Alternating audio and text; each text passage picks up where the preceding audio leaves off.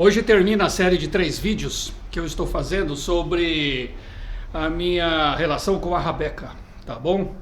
Então se inscreve no canal aí e vamos embora.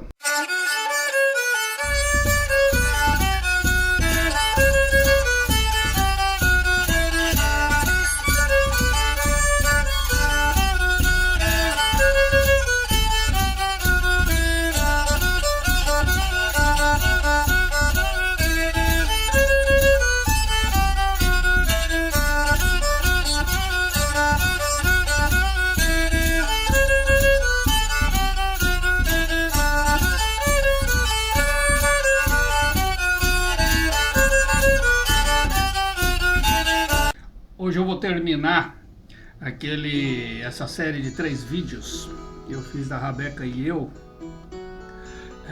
relembrando que no vídeo passado eu expliquei aquela história que na adolescência eu viajei bastante, né? Eu morei um tempão na Bahia, eu já morei em BH também, já morei no Rio. Eu já fiquei no Espírito Santo, assim, muito tempo também, mas tudo quando eu era jovem, né? E no final, quando eu voltei a São Paulo, com o negócio da capoeira, do berimbau e tudo, eu fiz parte de algumas feiras aqui, de alguns eventos e tal. E depois que eu parei com a capoeira, eu me voltei às minhas raízes e fui para viola caipira e para rabeca, que sempre foi a minha coisa de infância, dos meus antepassados e tal, né? A minha cultura é da viola caipira, né? Eu adorava e tal e fui para viola caipira. E aí eu voltei a conheci vários rabequeiros e tal, e me enturmei, comecei a fazer rabeca nos anos 90 ainda, quase ninguém sabia direito o que era, eu tinha que ficar explicando. Então esse segundo vídeo foi mais ou menos isso aí, foi isso aí que rolou, tá? E agora é o seguinte, agora eu vou explicar que na minha pesquisa sobre a origem da rabeca, querendo conhecer, eu comecei a perceber que não só nós, mas várias populações tocavam rabeca também, e em vários outros lugares. Eu tive a oportunidade de viajar para a Europa e conheci muita gente que tocava rabeca na Europa, e vi que lá tem muito tipo de rabeca também e tal, né? Só que é o seguinte, quando eu voltei da Europa, a Sandrinha me convidou para fazer uma viagem pelo norte da Argentina e pela Bolívia. Eu, para falar a verdade, não era muito afim. Eu fiz uma pesquisa, né? Fiz uma pesquisa para ver o que tinha lá de interessante, o que se comia, como eram os lugares e tal, os países, e não gostei, mas não queria ir muito não. A Sandrinha me convenceu. E nós acabamos indo para Salta, para o norte da Argentina. E eu, com 2 dias em Salta, eu já estava apaixonado, tá? Pela cultura do lugar lá. E é o seguinte, aí eu descobri, conhecendo esses lugares aí, eu descobri que lá tinha gente que tocava rabeca também. E aí eu comecei a pesquisar. E eu já viajei várias vezes para esses locais aí, para o norte da Argentina. E já descobri várias etnias indígenas que tocam rabeca e várias rabecas diferentes, vários tipos de rabeca diferentes uma da outra. E comecei a fazer uma rede de amizades, né? Porque eu vou muito, assim, pelo menos umas 2 vezes por ano para algum país aqui da América do Sul. Para o Peru, para o Chile, para o Paraguai, para a Argentina, para a Bolívia, né? Eu comecei a viajar muito para esses lugares, comecei a conhecer muita gente de rádio, comecei a conhecer muito professor de escola e muito músico. E já participei de algumas exposições, né? Levei meus instrumentos para ser expostos em alguns eventos. Já fiz instrumento lá, né? Já fiz rabeca na Argentina, numa escola. Já fiz rabeca no Chile para uma orquestra que ia incorporar rabeca na orquestra. E tem uma rede de amizades muito grande. E é isso que me move hoje em dia, o que me dá prazer é viajar e conhecer essas populações que tocam rabeca, que tem muita gente, muita coisa por aí que eu não conheço ainda.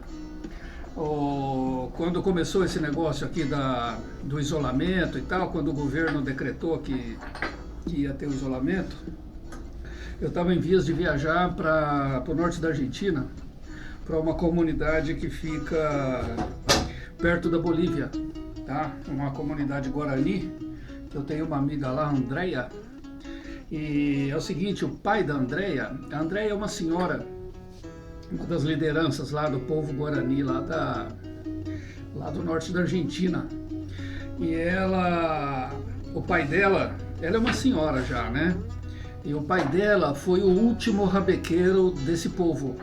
A história da Andréia é o seguinte, eu participei em 2019 de um encontro de luthiers lá em Salta. Um congresso, um encontro assim, de luthiers de vários lugares, da Argentina e de outros lugares do mundo também. Veio uma menina da França, veio eu do Brasil e tal, tinha gente da Bolívia e da América do Sul, né? E eu fui lá, levei instrumentos para expor, esse negócio todo. Fiz um concerto também com meu amigo Abel Gorosito, que eu conheci nessa ocasião, né? Ele foi selecionado lá para me acompanhar, né? Eu ia fazer um concerto e precisava de alguém para me acompanhar nesse concerto. Ele é um exímio violonista, né? De folclore, um violonista argentino, muito bom, e toca violão e violino. Tá? Então nós fizemos o concerto lá e tal. Mas fazia parte desse trabalho aí, fazia parte ir nas rádios fazer divulgação, né? E eu fui numa rádio, numa rádio fazer uma divulgação, mostrei uma rabeca de cabaça e toquei uma rabeca de cabaça lá, toquei uma música e tal, né? E é o seguinte, uma pessoa telefonou para minha amiga Maria e disse, olha, tem uma pessoa aqui que escutou essa música aí e falou que é muito parecido com o que o pai dela toca, não sei o que e tal, e essa queria conhecer, trazer o Valmir aqui para conhecer ela e tal, não sei o que, ela queria ver esse instrumento, queria conhecer. Aí marcamos um dia, eu fui lá conhecer essa pessoa. Então a história é o seguinte, a Maria Soledade, que é uma amiga minha, que é professora de escola lá em Salta, ela estava hospedando a Andréia II, que é uma das lideranças indígenas da Guarani, lá do norte de Salta. E essa Andréia, ela quase chorou, ela falou, não, isso aí é o que meu pai tocava isso aí.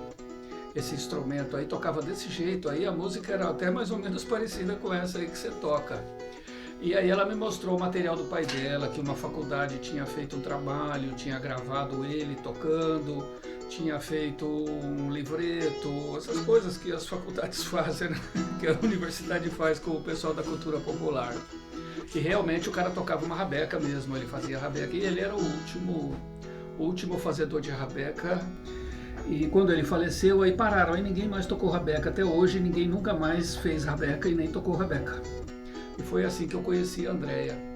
Depois eu voltei lá outro ano em Salta e a Andréia também ensina as crianças da escola. Eu fui fazer rabeca numa escola e a Andréia também ensina as crianças das escolas a identificar as ervas, os pássaros, essas coisas, né? Da natureza e tal. Ela tem uma grande sabedoria como Guarani, né? Ela tem uma sabedoria assim fenomenal. Então a história da Andréia é isso aí. O pai dela foi o último rabequeiro Guarani dessa região e depois dele ninguém fez rabeca mais, tá? E nós estamos combinando eu conheci alguns artesãos desse povo Guarani que expuseram comigo lá no encontro de luthiers, conheci eles, convivi com eles durante alguns dias. E nós estamos combinando aí de eu ir lá fazer rabeca junto com eles, para eles mesmo fazer as suas próprias rabecas. Essa é a história da Andréia. E quando começou esse negócio aí do isolamento social e tal, eu estava em vias de ir lá, para lá, né? Agora, quando terminar tudo isso aí, eu puder viajar, o meu próximo projeto é ir lá nessa comunidade, fazer rabeca junto com eles. E tem outros projetos também, mas é tudo mais ou menos nesse nível aí, tá? De viajar. Eu viajo muito de bicicleta também, Eu tenho o costume de viajar de bicicleta, eu levo algumas ferramentas e bagagem e tudo. A viagem de bicicleta é uma coisa que se faz muito, tanto aqui na América do Sul como na Europa. É uma maneira muito gostosa de viajar, eu adoro. A gente conhece vários lugares assim, você conhece mesmo os lugares, tá? Porque você vai com calma, né? E é o seguinte, esse negócio de acampar, quando eu viajo de bicicleta eu vou acampando, eu levo uma barraca, né? Eu viajo acampando. E esse negócio de acampar, fazer comida, assar carne no mato, essas coisas aí, eu acredito que a gente precisa, pelo menos eu preciso disso, né? Ah, e isso aí, sem dizer que são populações com culturas milenárias, né? Populações assim de 3.000 anos, 5.000 anos, são culturas muito antigas. Então, uma pessoa, um observador, aprende muita coisa legal, muita coisa bacana. Tem muita coisa que eu aprendi nessas viagens aí pelos Andes, pela América do Sul. Tem muita coisa que eu aprendi que eu incorporo na minha vida aí, na rotina do dia a dia, tranquilo, e me dou muito bem. Tem que observar e aprender. Eu faço comida no meio do mato, eu viajo, durmo no meio do mato, armo barraca em lugares muito isolados, já atravessei os Andes já algumas vezes, já sofri muito em altitude com bicicleta, e é isso que me dá prazer hoje em dia. Então eu continuo fazendo rapé, acredito que daqui a um tempo, eu já estou quase fazendo só por encomenda, eu acredito que daqui a um tempo eu vou fazer só por encomenda mesmo. E é aquilo, eu acho que a rabeca, o que vai acontecer, o que eu acho que vai acontecer com a rabeca é o seguinte, é o que aconteceu no passado, tá? Porque a rabeca é o antepassado do violino. Antes do violino já existia a rabeca. E o que eu acho que vai acontecer é o que aconteceu com ela no passado vai acontecer de novo. Vão transformar a rabeca no violino novamente, porque vão aprimorar tanto a construção dela, né? As rabecas estão ficando muito assim, estão mudando o acabamento e tal, né? Só vai existir rabeca mesmo, tipo violino mesmo. Eu acredito nisso, né? É mais ou menos o que aconteceu com a viola caipira, tá? Mas enquanto isso eu continuo fazendo meus instrumentos aqui numa boa. E eu só toco instrumento de gravelha, né? Dificilmente eu toco instrumento que tem a tarraxa de metal, tanto viola caipira quanto rabeca. Eu sou um dos poucos aqui em São Paulo que faz viola caipira com cravelha de pau e toca ainda, tá? Tem gente que tem aí por coleção, tem luthier que faz por encomenda, alguma coisa assim, mas eu faço e toco e utilizo mesmo, porque é a minha filosofia, né? Tocar instrumento de cravelhas. Tem muita gente que usa o instrumento de cravelhas, a viola de cravelha, só para tirar foto. Tem gente que fala que é só para colocar na parede, essa coisa toda, né? Mas é falta de conhecimento, porque se você for numa roda de fandango, você vai ver só viola de cravelha. Apesar que já está mudando também, né? Já estão colocando tarraxas nas violas e tal. E se não fosse a viola de cravelha, não tinha essa viola moderna que tem hoje. Porque antigamente só existia a viola de cravelhas, né? Essas violinhas pé duro que a gente chama, né? Carinhosamente e tal. Mas é isso aí. As coisas vão mudando e a gente tem que mudar junto. Como eu já estou agindo de outra maneira já e tal, eu não preciso mudar nada, porque eu não vou fazer parte eu vou fazer parte de outras coisas. Agora o meu negócio é viajar de magrela e ficar. Eu adoro viajar pelos Andes, tenho muitos amigos. Agora meu negócio é viajar pelos Andes. Quando eu vim da Europa, eu estava louco para viajar para a Europa.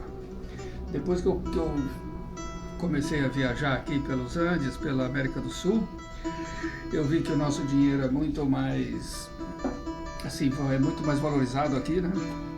Eu não passo aperto nenhum de dinheiro, faço tudo que eu quero, tal, direitinho, e o povo me trata muito bem. Nossa, não tem nem comparação. E o índice de violência, assim, nossa, é completamente diferente, nem existe, né? A gente nem... Eu nunca passei nenhum tipo de aperreio até hoje. Eu viajei muito para tudo quanto é lugar e aqui na América do Sul e nunca tive problema nenhum. Então, essa é a minha paixão agora. E conhecendo, sempre conhecendo o povo que toca rabeca. Sempre tem gente que toca rabeca.